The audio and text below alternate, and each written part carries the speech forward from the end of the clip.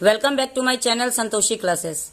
मैं संतोषी स्वागत करती हूँ आपका आपके अपने यूट्यूब चैनल संतोषी क्लासेस में। आज का हमारा जो वीडियो है वो बहुत ही इंपॉर्टेंट होने वाला है, खास तौर पे लड़कियों के लिए, क्योंकि इसका जो हेडिंग है वही उसी का नाम है, बेटी बचाओ बेटी पढ़ाओ।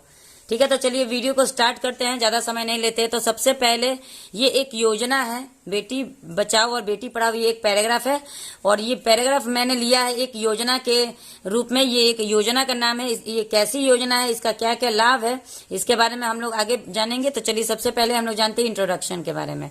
इंट्रोडक्शन का मतलब होता है परिचय। Beti Bachao Beti Padhao is a national level campaign inaugurated by Prime Minister Narendra Modi on January 22, 2015।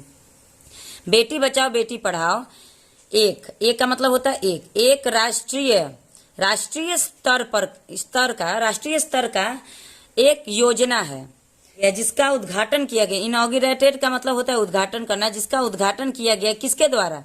Prime minister Narendra Modi के द्वारा। तो प्राइम मिनिस्टर जी हमारे जो है वो नरेंद्र मोदी जी हैं, तो उनके द्वारा ये स्टार्ट किया गया है योजना। कब स्टार्ट किया गया है? ऑन जनवरी 22 जनवरी को स्टार्ट किया गया 2015 में। चलिए इतना तक क्लियर है। It is to save the girl child all over India. अब इसका उद्देश्य क्या होता है? तो किसी भी योजना का कुछ खास मुख्य उद्देश्य होता है। तो इस योजना का उद्देश्य है कि सेव करना। ये योजना किसके लिए बनाया गया? ये गर्ल के लिए बनाया गया है, गर्ल।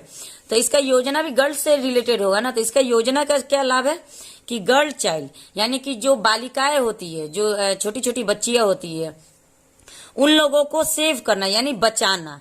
अब यहाँ पे क्यों बचाना क्यों जरूरी है? क्योंकि आजकल के समय में सबसे ज्यादा हो रहा है भ्रूण हत्या। जो घर में पल रहे बच्चियों को लिंग जांच करने के बाद उनका जो हत्या हो जा रहा है, इससे रिलेटेड ये योजना खास तौर पे बनाई गई है। इसके बारे में भी हम लोग आगे विस्तार रूप से जानेंगे। तब तक के लिए शॉर्ट में जानिए कि इस योजना का जो उद्देश्य था वो था गर्ल चाइल्ड यानी कि बालिकाओं को बचाना, ऑल ओवर इंडिया के पूरे देश भर की बालिकाओं को बचाना। चलिए आगे बढ़ते हैं। M of Beti Bachao Beti Padhao scheme. तो अब एम का मतलब होता है उद्देश्य। तो मैंने जैसे कि आप लोग से कहा कि किसी भी स्कीम का कोई उद्देश्य होता है, तो इस स्कीम का भी कुछ निम्नलिखित उद्देश्य है। तो इसको हम लोग पॉइंट वाइज जानेंगे, एक एक नंबर वाइज हम लोग एक एक करके जानेंगे। तो सबसे पहला जो नंबर है हमारा वो है aim to save girl child. इससे पहले भी मैंने आपको बताया था कि इस योजना का सबसे मुख्य उद्देश्य है कि बालिकाओं को बचाना। Provide the proper education. अब उन लोग को क्या करना है? एजुकेशन प्रोवाइड करना यानी कि शिक्षा प्रदान करना। एंड सिक्योरिटी का मतलब होता है सुरक्षा। शिक्षा और सुरक्षा प्रदान करना और बालिकाओं को बचाना। दूसरा नंबर हम लोग देखेंगे to help them with personal and professional development. To help का मतलब होता है मदद करना किनको? देम का मतलब बालिकाओं को मदद करना। किस लिए? विथ पर्सनल का मतलब होता है व्यक्तिगत डेवलपमेंट। क्यों इसमें कहा गया है? क्योंकि जब हम लोग बच्चे को, ये बालिकाओं को जब हम लोग एजुकेशन देंगे, शिक्षा देंगे, तो वो व्यक्तिगत रूप में स्ट्रांग बनेगी, ताकतवर बनेगी, ये अपने जिंदगी का फैसला खुद ले पाएगी। एंड प्रोफेशनल डेवलपमेंट ऐसे होगा कि जब उसको हम लोग पढ़ाएंगे लिखाएंगे तो वो आत्मनिर्भर बनेगी। आत्मनिर्भर बनने के बाद वो किसी भी प्रोफेशन में जा सकती है और खुद से किसी भी प्रोफेशन में जा सकती है और आत्मनिर्भर बन सकती है। जैसे आज के दौर में आप लोग जानते होंगे कि हर क्षेत्र में गर्ल्स बॉयज से कहीं किसी भी मामले में आगे है। तो इसीलिए बेटी को अब बेटी नहीं समझना है, बेटी को आगे बढ़ाना है। तीसरा नंबर हमारा पॉइंट जो है prevent female infanticide all over the country. देखिए अब ये सबसे प्रमुख मुद्दा है, इस पर आज तक के शोध में कोई सुधार नहीं हो पाया। आज भी ये सब चीज हमारे देश में हो रहा है। प्रिवेंट यानी कि ये सब दूर करना है। क्या दूर करना? फीमेल इन्फेंटिसाइड का मतलब भ्रूण हत्या। तो जो भ्रूण हत्या हो रहा है, जो बालिकाओं का लिंग जांच करके जो भ्रूण हत्या हो रहा है, उसको हमें all over India, all over देश में, पूरे देश से हटाना है। इसका संकल्प हम लोग को लेना है। Main aim to prevent the drop in the female sex ratio.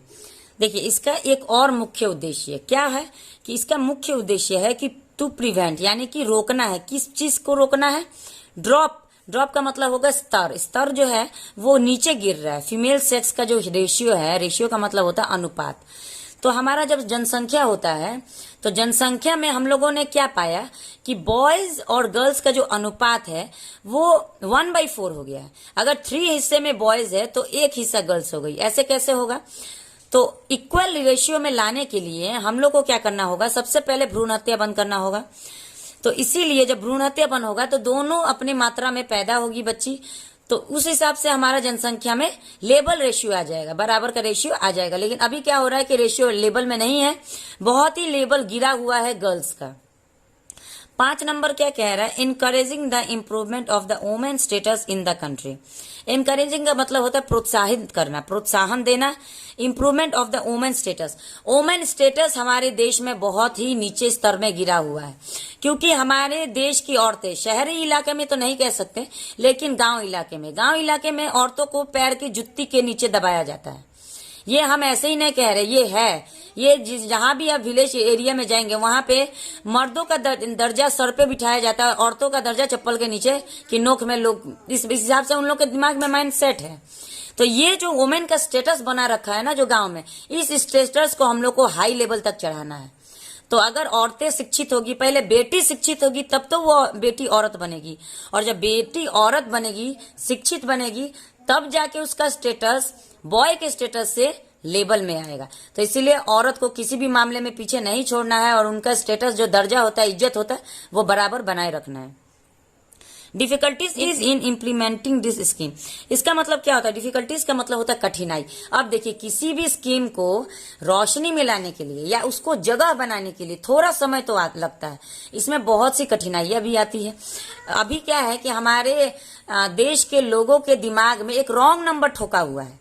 PK film की एक लाइन, छोटी सी लाइन में कह रही हूँ कि जो रॉन्ग नंबर ठोका हुआ है कि औरत और मर्द का दर्जा अलग अलग है, ये चीज या बहुत से मामले में औरत और मर्द को अलग अलग भागों में विभाजित किया गया है।